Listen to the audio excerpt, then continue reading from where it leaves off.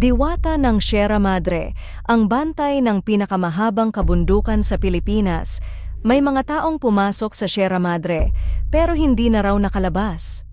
Ang Sierra Madre ang pinakamahabang kabundukan sa Pilipinas.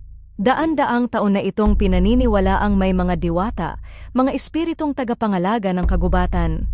Ayon sa mga katutubo, hindi lahat ay pinapayagang pumasok sa bundok.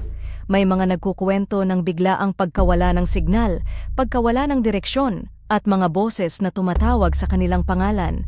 May ilan daw na naglalakad ng ilang oras, pero paikot-ikot lang pala. May mga logger at mga ngaso na sinasabing nakakita ng liwanag sa gabi, parang mga matang nagbabantay. Kapag hindi ka humingi ng pahintulot, sinasabing nililigaw ka ng diwata. May mga nawawalang tao na natatagpuan pagkaraan ng ilang araw, walang sugat, pero walang maalala.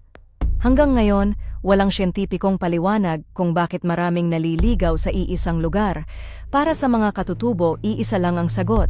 May bantay ang bundok. Hindi lahat ng lugar ay para sa tao. May mga lupang pinapahiram lang. Kung nagustuhan mo ang video na ito, pakipindot ang like, share at mag-subscribe para sa mas marami pang video na ganito. Ngayon alam mo na.